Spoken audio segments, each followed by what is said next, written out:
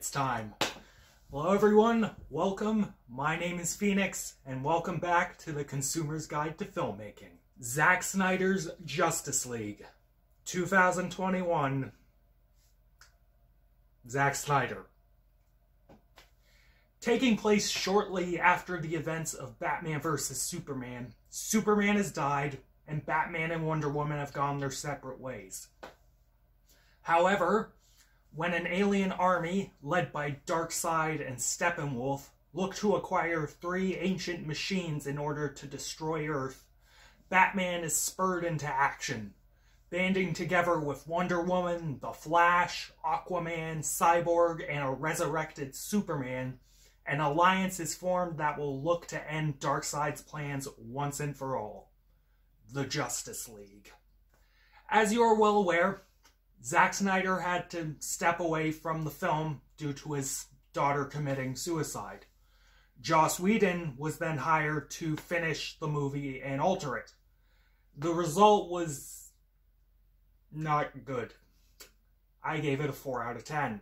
After years of clamoring for it, Zack Snyder returned recently to oversee a new cut of Justice League. This much-anticipated version of Justice League has now dropped, and I'm fucking surprised I'm even saying this, but it was kind of okay. It was a relatively coherent and entertaining cape-shit film. This is the film that Zack Snyder wanted to make.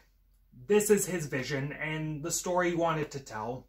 This is the film he wanted to finish for his daughter. And I gotta say, this is a swell gesture. God bless him for doing something to remember his kid by. Now that we are seeing what Snyder intended to make, what the director intended to make, there are many elements that work better in this version than in the theatrical cut and even Batman vs. Superman.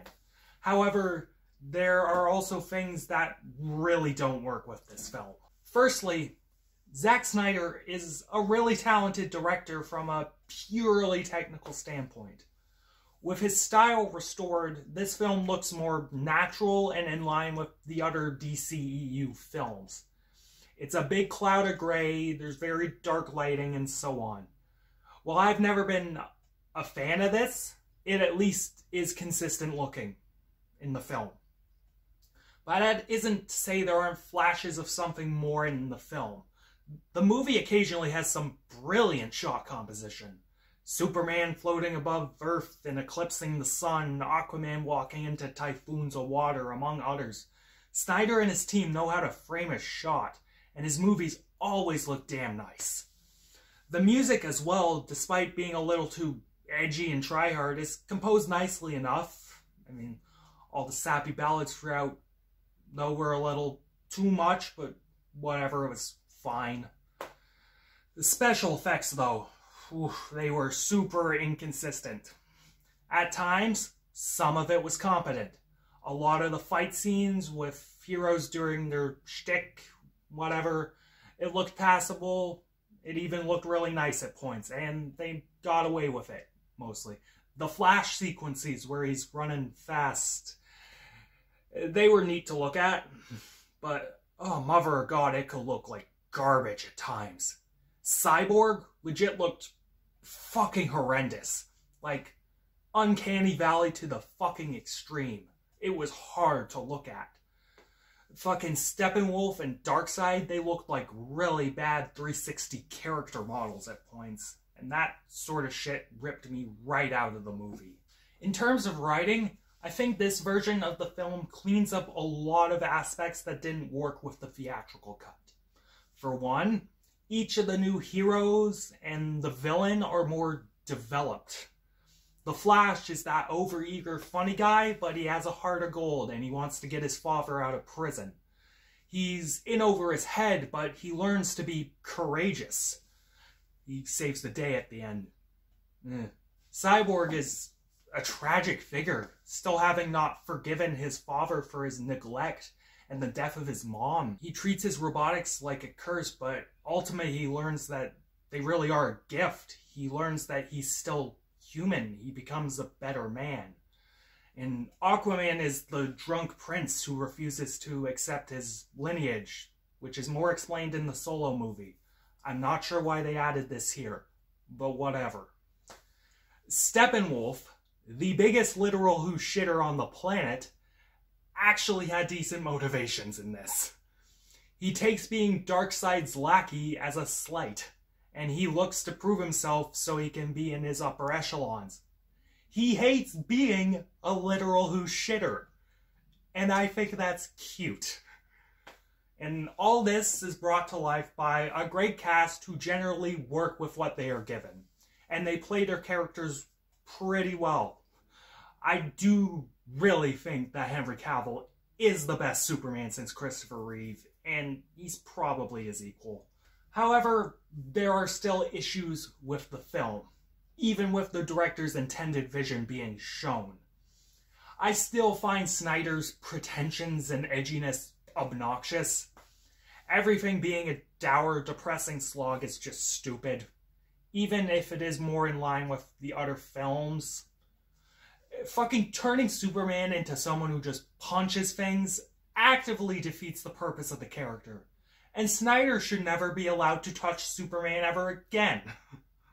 Wonder Woman and Batman just murdering people just really doesn't sit right with me. And Snyder just needs to chill the fuck out. Like, he's not Alan Moore or peak Frank Miller. You can't make something this depressing or something that deals with darker themes while using established characters without having something to show for it. Further, the Flash is annoying as fuck. Like, I get it. He's the comedic relief guy. And it's way better than that cringe fucking Whedon humor that rarely works. Even though fucking nerds with no taste lap it up. The Flash, he still came off as irritating, and most of the jokes just didn't land. The length of this film is also an issue. At 4 hours and a small amount of change, this is a fucking monolith. Snyder used this time wisely enough, developing the characters to a decent enough degree, but some of this could have been cut. Aquaman stuff didn't need to be there, really. We have a whole movie for that. All the stuff from the dream sequence onwards didn't need to be there. The long runtime really slows the pace of this film to a crawl, and it really bogged everything down. If a good chunk of this film was cut, I could feasibly bump my score up for this. But man, overall, this wasn't terrible. While it's bloated and full of Hack Snyder's ridiculous pretensions, it was still mildly coherent and at times entertaining and nicely shot. If you're a cape shit fanatic, especially of the DC variety, you will most definitely like this movie. It's flawed, but as much as I bag on him, good for Zack Snyder for seeing his vision through. Good job.